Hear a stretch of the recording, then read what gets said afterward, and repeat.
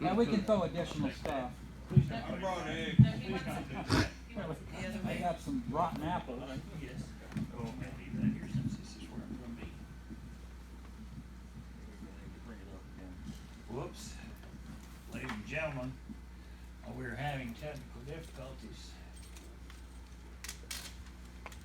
This, very similar to what happened to me on a Kodak operation.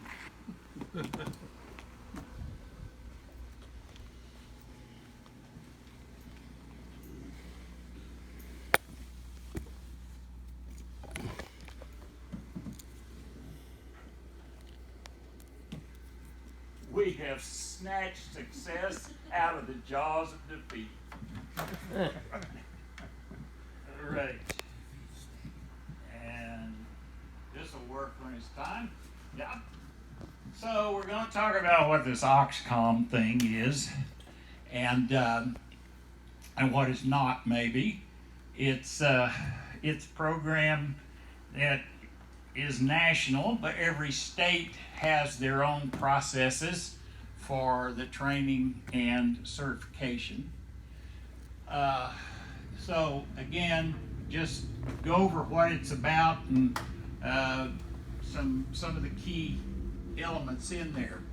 Understand that Homeland Security, federal Homeland Security, their whole disaster and emergency communications training, the whole program is under the Cyber and Infrastructure Security Agency. That's a 4-letter agency instead of a 3-letter agency.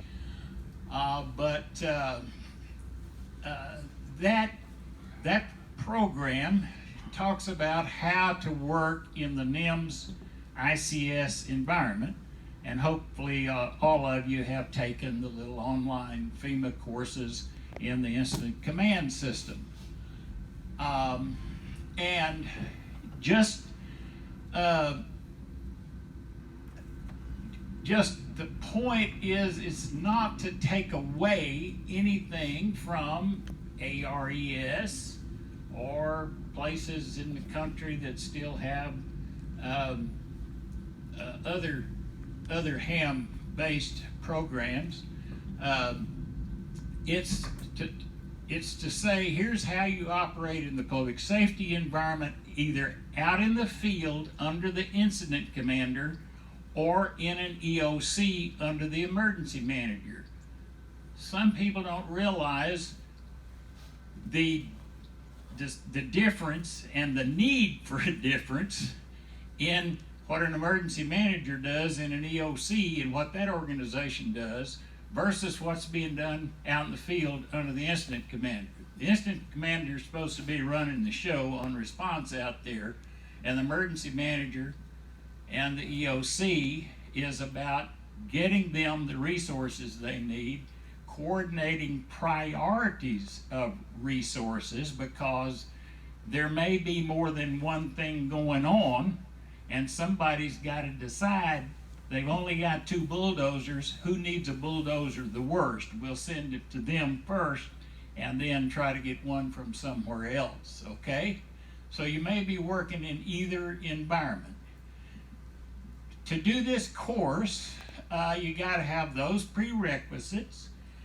And one of the interesting things is that line through the first bullet, because the AUXCOM training is basically built for hams, but the requirement for a ham license has now officially been dropped because it's about radio communications. Are hams the only ones that do radio communications? No, there's groups that support emergency management and public safety using GMRS. Okay. There's groups that actually use family channel radios for the medical corps, for instance. They use it. They got a whole cache of family channel radios. And I'm going to explain about this task book business. All right. So this is the incident command structure. And so you have command, you have operations, planning, logistics, and finance as your main sections, and you have a PIO, a safety officer, and a liaison officer. Those are the basic core positions in the command structure of the incident command system. Now, there's no politics ever involved. Okay, Mac got it. That was part of the humorous portion of the presentation. Okay, so you got FEMA, which is a really forward thinking, fast acting. Thank you, Mac. Unless you're Republican. Okay, all right.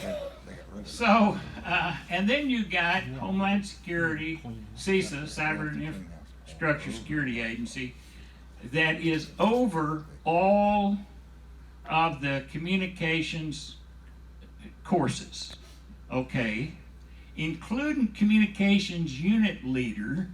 However, FEMA has their fingers on the control of the content of that. So our updates to our communications unit, you know, nothing's changed in the last few years in communications technology.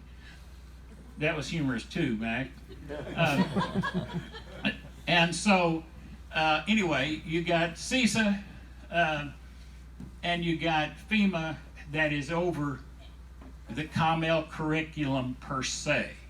All right, so now, just to put this in perspective, there are 6 communications positions for which there is position-specific training, and that's a phrase in our business, position-specific training in the comms world. In the ICS world, in general, there's position-specific training requirements, task books, the whole bit for all of those positions up there. Okay, but I'm talking about comms here. And comms, there's 6 positions: the communications unit leader, a communications technician. Let me go down to here. So a communications technician, a COMT, there's a class for that, there's a task book for that. Tactical dispatchers, there's a 4-day class. Well, why would you need to teach it? Because one of the prerequisites is you're supposed to be a seasoned, experienced 911 dispatcher before you come to the tactical dispatcher class. Does that mean they don't have a clue when they get out there what's going on? No, they've been doing police dispatch, fire dispatch, both, whatever, for years. But the bottom line is, that's the prerequisite. That's one of the trainings for tactical dispatcher. And then if you got a bunch of tactical dispatchers in the field at the command post or near the command post of this event, you probably need a supervisor over those dispatchers so the COML can think about other things and they can handle scheduling those dispatchers and all of that administrative stuff over the communications operation in the field. When you create a dispatch operation in the field, in the public safety world, it's officially called an Incident Communications Center, an ICC. And that may be at the tailgate of the fire chief's SUV. It may be in $1.5 million fancy truck or trailer, or it may be in a church event room where we've set up radios and set up a dispatch operation. It could be anywhere, but anyway, that's an ICC. That is why the position for training and certification of the Incident Communication Center Manager is called just that, and that's the INCM. So you have all of these, and now you have the auxiliary communications course that is for radio folks who support public safety emergency management. And so I give that little broader background to say AUXCOM is not the only training course and task book that we use in this event, in this situation. Now, as far as chain of command, in the course, and I don't know how much of this was in the version you took back in 2000 what? Anyway, he took one of the first two AUXCOM classes that were held in Oklahoma, down in Altus, right? And so I don't know how much was said in there, but there is assumed to be a manager over the hams. I'm going to call them hams. All right, just bear with